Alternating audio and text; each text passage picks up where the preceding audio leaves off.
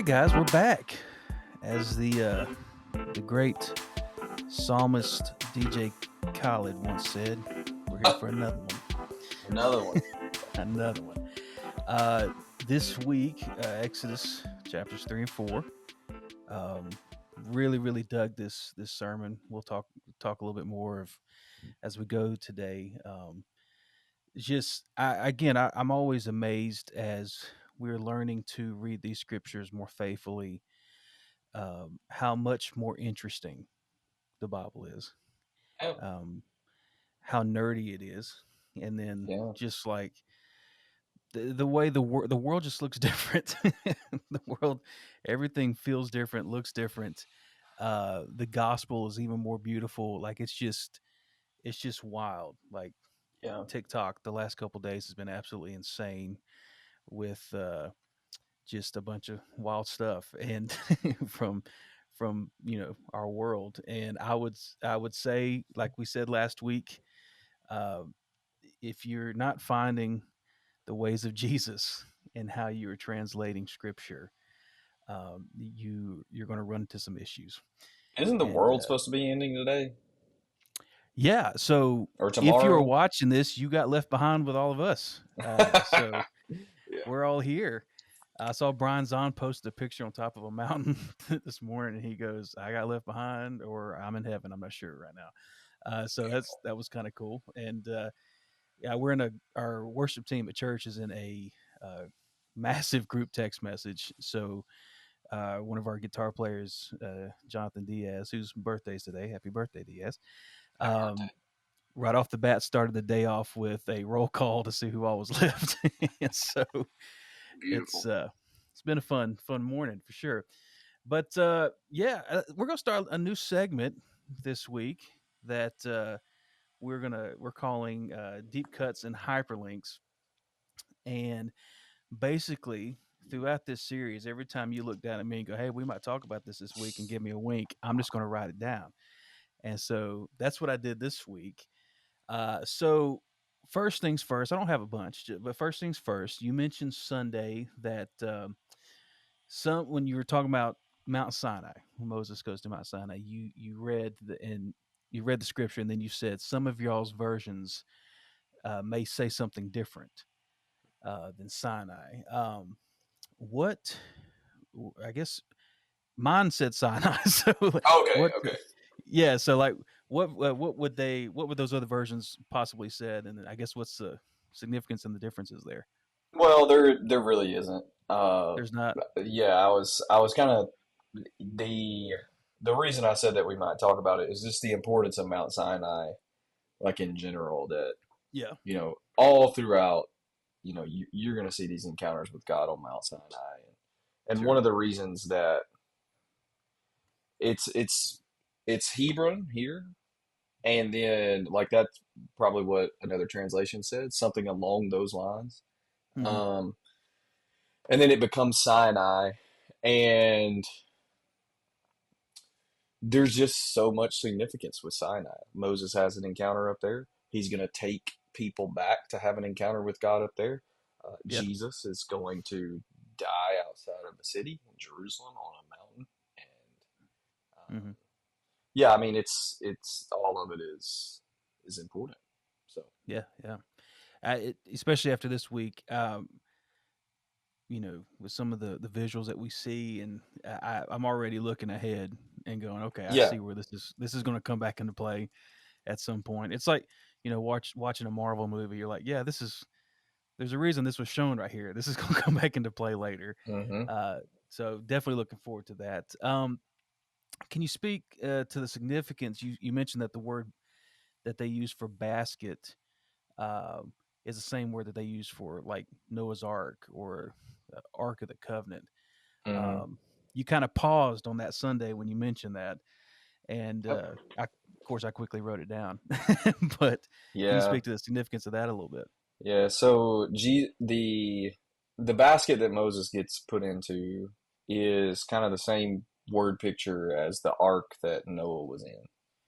Yeah. And when we're reading the Hebrew Bible, one of the reasons that it's throwing us those images, and one of the reasons that it's throwing us those words, is so that we are reminded and taken back, and it is we're having a deliverer being raised up again Yeah. in Moses, the same way that it was with Noah, and you're going to see all sorts of similarities, and it's just very important that as you're going through the Bible and you're reading through the Bible, and this is maybe even an important thing that people should understand, like um, reading the text slowly is like unbelievably important. Yeah. Um, and it is Jewish meditation literature. Therefore, it's not meant to be like read through like it's not meant to be like speed reading. All right. And so when you're reading the Bible on your own, when you're, you know, thinking through it, like read it really slow and read it a lot. And Yeah. you'll notice some of those things then. And especially if you know, I try to do it, especially for those people who attend church here, because I mean, I think it's part of my job is, teach the scriptures and show some cool things in there that, really this deliverer is being raised up. Yeah, there's going to be another one that comes after him, and there's going to Yeah. be another one that comes after him. And this is telling the story ultimately of Jesus, that is a deliverer that both does not stay in the ark, but goes under the water and Yeah. drowns with us and raises us up. And also Jesus, who is not put in a basket, but is taken somewhere when he is born, um, Mm-hmm. fleeing a murderous king who wants to kill all the babies. Yeah. And like it's the same story. I mean, the Moses parallel in Jesus is so clear that, I mean, it's the same thing Pretty that's evident. happening. All the, you know Jesus is going to die and someone rescues him, and Moses is going to die, someone rescues him, and it's just imagery. It's there for us to see. And if we'll Yeah. see it, like we'll ultimately get to the point where we're realizing like the Bible is telling the story of Jesus, and he's it's telling us that,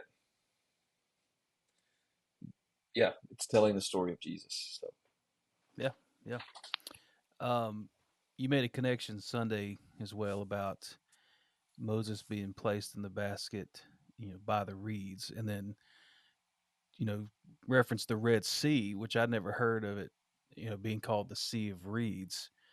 Um, and so, what was the connection there you were trying to make?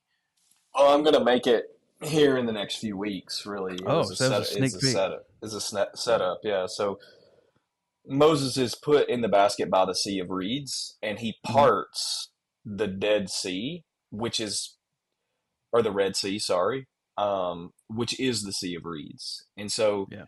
you're going to see sort of this like Moses is put in this basket by the reeds with his mom. And then when we get to Moses parting the Sea of Reeds, that language is there on purpose. It is to draw your attention back to the same way that Moses was delivered. Hmm. Egypt or Israel is going to be delivered from Egypt, and I think that if we can really focus in on what the passage is telling us, then it helps us make sense of the entire book, really. And if you can see Moses, what happens to Moses happens to all of Israel. And Yeah. just like in the New Testament, like talked about this, what happens to Mary happens to all of us, right? We Yeah. become the womb of the incarnation. So, um, Awesome. Um, Last one. Uh, what can you remember from the infamous Jebusite sermon that oh you God, referenced? uh, I You referred to it remember. as your worst sermon you've ever That's the preached, I worst believe sermon is I've what you ever said. preached. Yeah. Well, what it was is I believe that there was a Jebusite spirit attacking our nation, Oh and no. yeah, I mean that was the con. I'm serious. It's a heart attack. It's the worst sermon. of all time to ever be preached ever. And I thought I had a word from God, man. Like it was, um, but basically it was sexual perversion. That's what I boiled it down to. And, There we you go. know, every single sermon ever, from the time that you are 18 until the time that you are graduated from being a youth pastor. Um, Yeah, and so sexual perversion was attacking this nation. it was And, the most important thing. Yeah, yeah, and like, I had the entire church come to the front and pray against it. 200 people. how'd it work out? I mean, everybody prayed. They yelled Hey, in tongues again, for a long time. nobody said no, and Yeah, yeah, it is interesting. You mentioned that you have a little PTSD every time you see the word Jebusite, and when I just yes, said that, you actually like physically cringed. So yes. that's Yeah, wild. it's. I'm. That's I'm wild. telling you, it's proof. It's like God. I cannot believe I did that.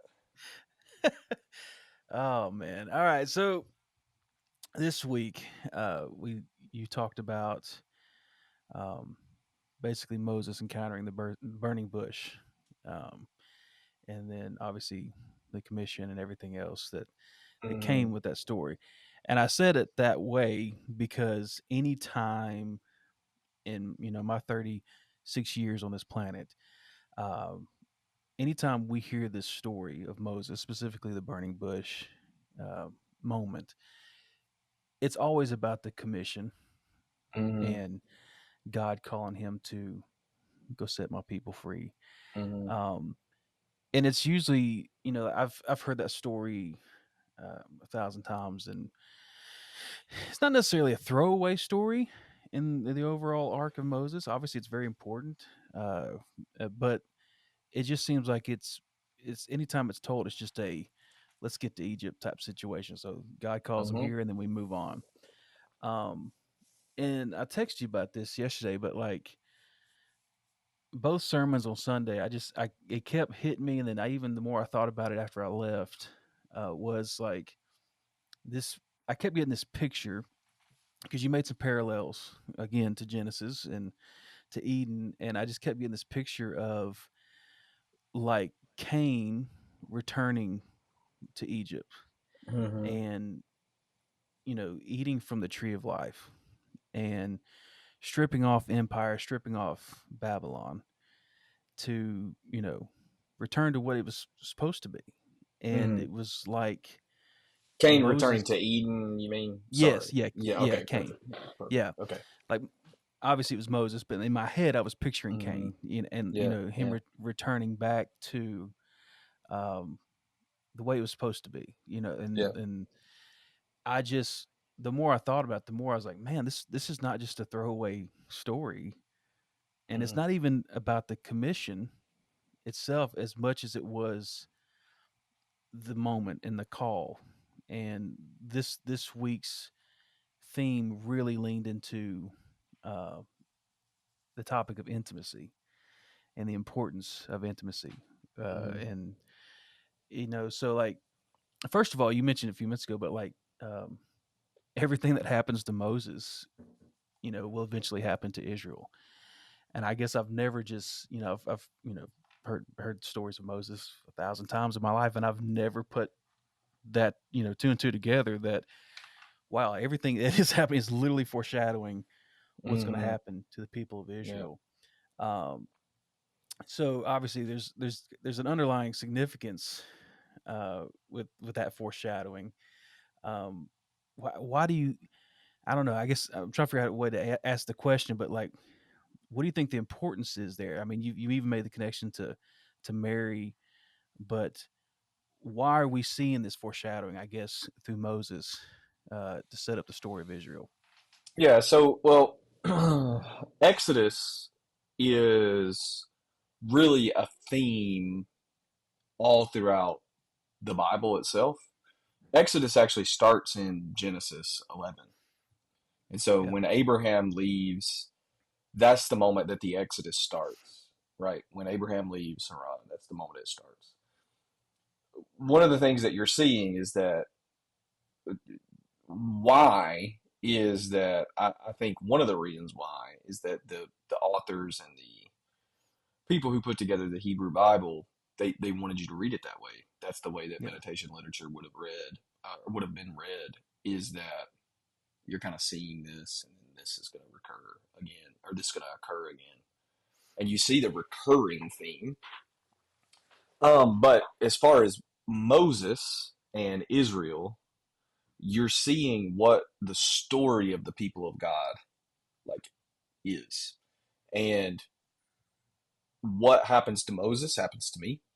What happens to Moses happens to you, because what happens to Moses happens really to all of us. That we are not in the sense of the commissioning part. That's not what I'm focused Yeah. on here. But in the sense of we are invited into this relationship with God that frees us from these religious yokes of bondage, right? So Yeah. these this slavery sort of mentality where you need to read your Bible 8 times a day, and like if you don't do that, then something's wrong with you. When we're thinking about the story of Israel, we need to be seeing how where Jesus is in that story and where we are in that story. And I think that we often can find ourselves in the story of Israel where we are in captivity and Hmm. God is raising up a deliverer, and his name is Jesus, and he rescues us from our Egypts, and he rescues us from our bondage and our captivity, and we need him for that. And but the way that he does it, the way that he does it though, is the way that he rescues Moses. And I think that's the kicker here. It's not that Moses, like you could read it in a way where Moses is Jesus, right? Like Hmm. or Jesus is our better Moses, which I think Right. is perfect. Yeah. And you should read it like that, parts of the story. But one of the things that you see even with Moses is that in his story there is Zipporah, who is delivering him from I mean death. And that is that is what we are to see, that Moses is delivered from death through the invitation to take your shoes off, right? Let me re-identify who you are. Like you're Yeah. not an Egyptian anymore. Come closer. And what we see in Moses is that Moses hides his face, right? Moses does not look at the face of God. Moses doesn't look at God. Yeah. And what we see Which he though he is, chose that though. yeah, Moses yeah, chose that. yeah. And what we see is in the life of Jesus, we are going to look face to face with him. Like when we Yeah. see his disciples are up close, they're personal, they're sharing life together. And it's not just an invitation to know who you are. It's an invitation now to become like God and to follow Jesus in that way and to be close intimately, like in affection, but also like physically face to face. Yeah. And then we see the kind of the consequences of that intimacy, and the first, and we kind of talked about this last week is in the sneak peek, first thing he does is remove his shoes, Mm-hmm. and it begins, him answering that call and moving closer, he begins to remove that ownership that Egypt has Mm-hmm. over him. Yep. And I mean, even I didn't even realize this, but you mentioned that, he technically had been around for 40 years between Mm-hmm. him leaving Egypt Yeah, there's and a having long this time encounter. there. And so he's wearing these Egyptian shoes for 40 years, Yeah, and one call to intimacy, and it's, God begins to lift that off of him. burden. Yeah, Um and he'll do that and in the rest of we will. You'll see the conclusion of that in. chapter 4, which is coming up this week, and Yeah. some weird text this week. Yeah. Yeah. Yeah. Again, we talked about this briefly, but one of the notes I put down here was something you said about the experience was more. This experience was more about the intimacy than really the commission was, and that how sometimes we as church folk we get the commission and the intimacy parts flipped, Yep. and we chase the commission, and I think a major consequence of that is that we just start turning things back into Egypt Yeah. because that again that Egyptian has not been broken off of us fully, and so Yeah. we just One of the you see it in our world all the time, right? Like the yeah worlds that we come up in, it was about doing great things for God. hmm Um, it was about being called by God to do something great for God, and it was never the call to come and be with God. yeah And like it was almost like, come get saved. After you get saved, act right, yeah and then do things for God. And check the boxes instead of just come be with God. yeah And out of that place of intimacy, obey what he says to do. And it becomes less about obedience when there's intimacy there. yeah It becomes, like you ever meet those people, it's like, well, I'm just trying to do what God's called me to do. And it feels so heavy. yeah they look exhausted when they say it, It's yeah. like, why? I don't Like, want to do this, but I'm just yeah, trying. yeah. It's like, I don't know that God's calling you to do that. I think that that's something that you made up in your own mind Yeah, that God's calling you to do. And does doing things for God, can sometimes it be draining, can sometimes it be exhausting? Of sure. course, but it's not supposed to be. Yeah. We're the ones that do that. We're the ones that make it like that. Even I was talking with Bishop Chris Green this week, and one of the things that he said is that we can never glory in our ability to do pastoral ministry. Like even if we're good at it, hmm like that can become a point of pride. And for people who are listening to this that just work your normal job, like that, and I say work your normal job, not in a bad way, but you are maybe in a place where you're thinking like, there's more to life than this. God's called me to do something else, blah, blah, blah. Well, like, why don't you just be with God and be right where you're at? And if an opportunity opens, if an opportunity presents itself, then you can walk that door. But a lot of times we think that we are displeasing to God because we are in a particular place in life where we didn't ask to be, and also like we never planned to be. And it wasn't our plan to be here. Life got disrupted somehow. It got interrupted somehow, and now things are different. And I think the call here is that God has people for you to love right where you're at. He has people for you to care for right where you're at. But Yeah. you can't do that if you're just focused on doing that. You have to focus on being with God. And you have to focus on the fact that you are actually God's child, that you are actually His. Yeah. And you're not doing anything for approval. You're not doing anything to please God. hmm Like, that's like, the word of faith people, I love them. But they always use the verse without faith, it's impossible to please God. And it's Yeah. like, it's almost like they have to figure out how to muster up belief when they don't have it.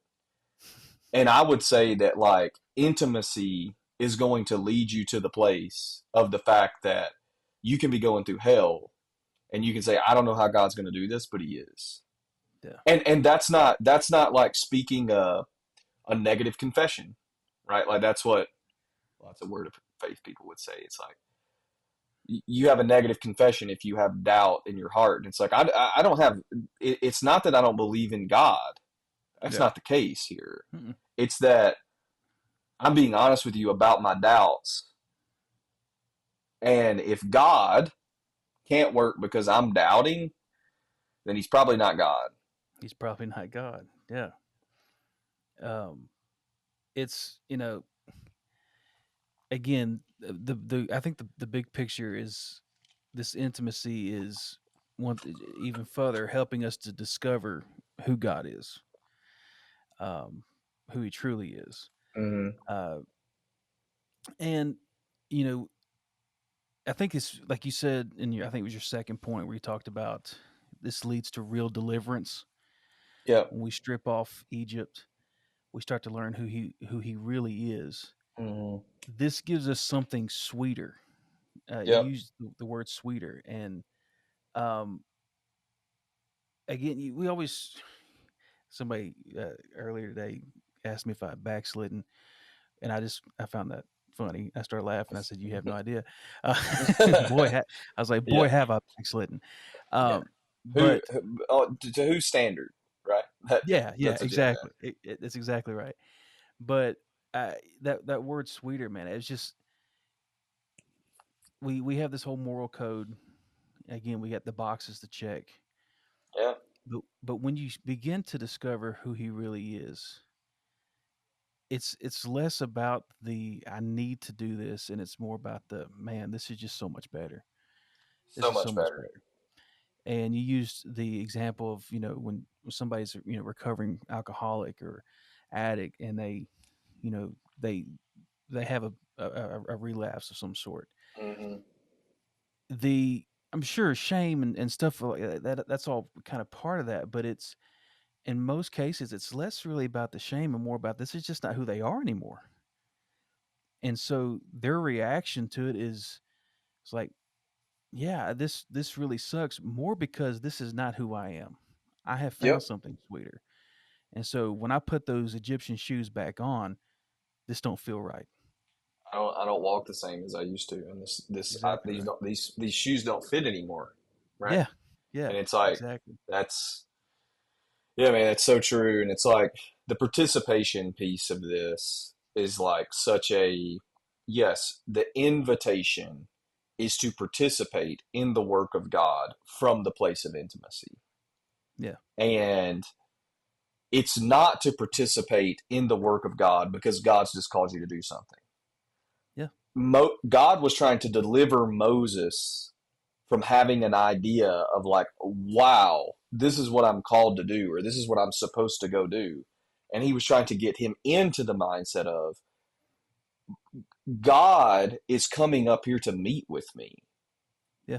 And out of this place, out of this burning place, like I'm going to do what God asked me to do. And Yeah. then it becomes less about accomplishing a task and more about being in love. Mhm. And if, if you can get to the place where you do this because you're in love, like the all of the works type stuff like that all goes away. And it's funny. It's counter to the Tower of Babel where everybody was trying to climb higher and higher, and he's like, I'm coming to you. I'm calling Yeah, you, yeah, which again, sweeter. It makes it so much sweeter, yeah. and and The Lord comes down right yeah, at Babel he and follows us scatters out of them. Out of He Eden. fought out of Eden. Yes. Yeah, uh, and again, this brings this intimacy, brings new identification, Mm-hmm. but it also brings us this whole new level of trust, right? Yep. Because we are seeing him rightly now for the first time. Yep. So now when he does drop this commission, the the excuses are a little bit harder to come by Yeah. because I mean Moses does that. He's like, you know, what am I supposed to do? What am I supposed to Yeah. say? Who am I that I should go to Pharaoh? Right. Yeah. And what am I supposed to tell him? And what is he gonna? What if he says that I actually don't know you? And it's excuse after excuse after excuse. And you're actually going to see like this week, um, this Sunday, like what we're going to get into on Sunday is really Moses's identity being solidified as a Hebrew. Yeah, And because as of right now, he's still referring to him as your fathers, or yeah, the yeah, God of your fathers. yeah, he's still confused. He's still in a place where Yeah, it's like, okay, I got to go and I got to do this because God's asking me to, and I have a heart that breaks for these people, and I need to go do this. But yeah. it's like there's going to be something that happens this week that, man, the text is super strange this week, but it's strange on purpose.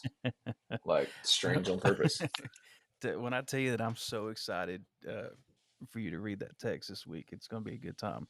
Yeah, We're no it's hints, no yeah, hints. You guys just it's y'all have to just show up. it's just strange on purpose. Like it's when you see something really strange in the Bible, it's there for a reason. Like Yeah. so. Oh man. A little bonus hyperlink that I intentionally left here instead of doing it early in the show was the burning bush itself. Hmm. Um, like the bush is burning, but yet it's not consumed. Yeah. And there's a couple different Oh, there's so much there. backstories to that, but I guess what's your favorite? When I say that, what's the first thing that pops to your mind? Yeah, my favorite is the icon that I mentioned of Mary on Sunday holding Jesus, and it's a burning bush, and she's holding God, but she's not consumed. Like all of the stuff that makes her human is not consumed.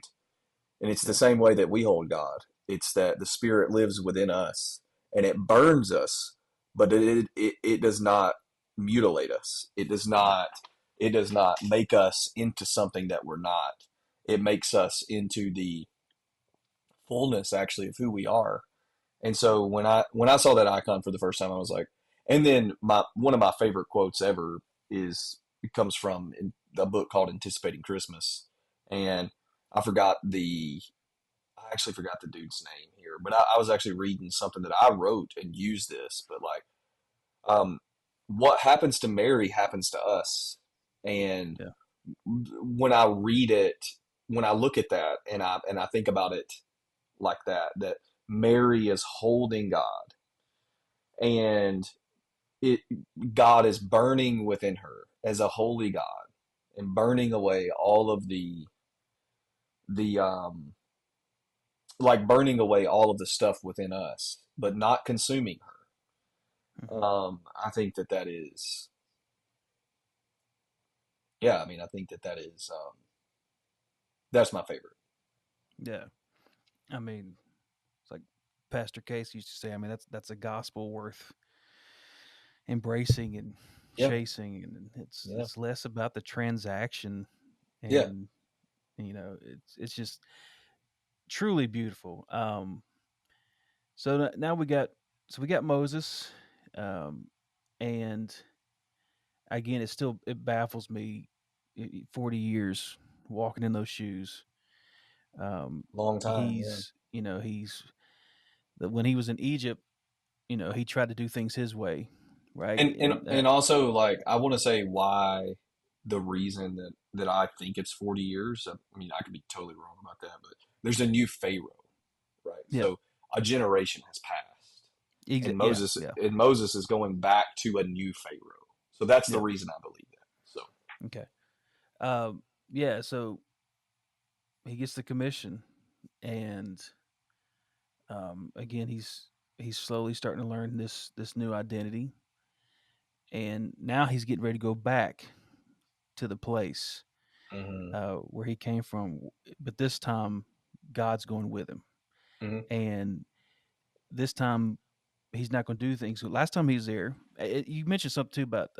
Did you remember the name of the Hebrew scholar you were trying to think of Sunday? Rabbi David Foreman. Yes. Okay. Yeah. I was expecting some like crazy, like wild name because you were No. having such a hard time remembering.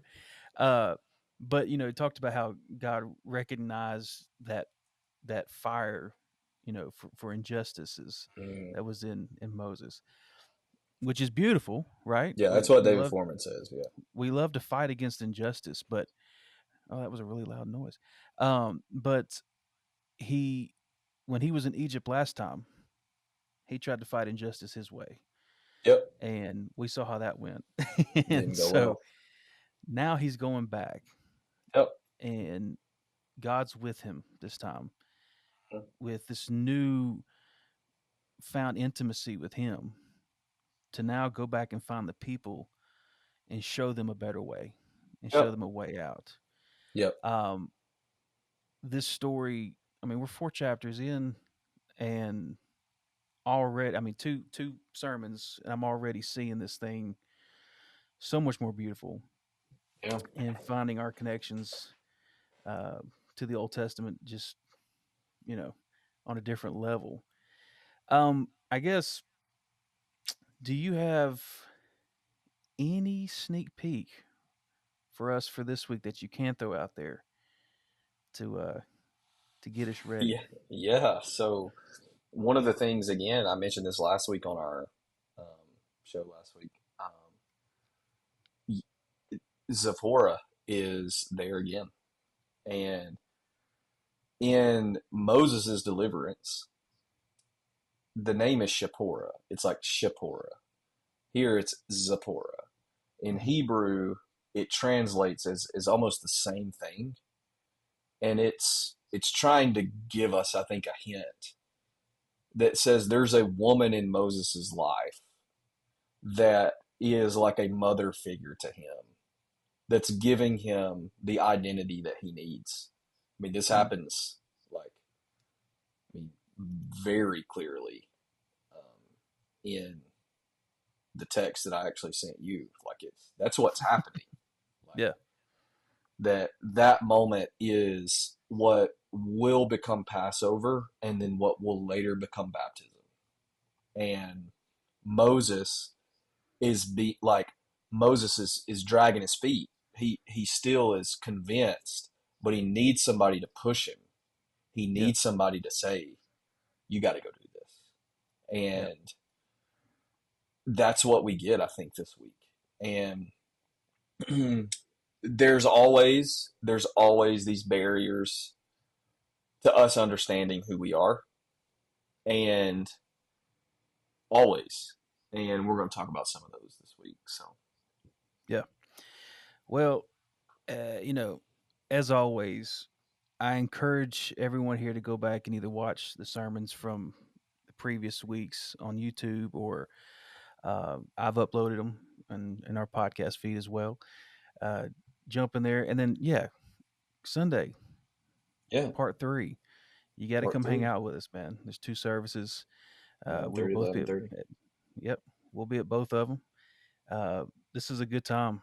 This is a really good time, and so yeah, I guess we will see you guys same time, same place next week, Yeah. and hopefully we'll see you Sunday. And the rapture definitely was pushed off today because Chick-fil-A was open, so Okay. uh, it may happen tomorrow. We'll see. We'll see Yeah. what happens. We'll If you're keep you gone, posted. you're gone. If you see us Sunday at church, come hang out with us.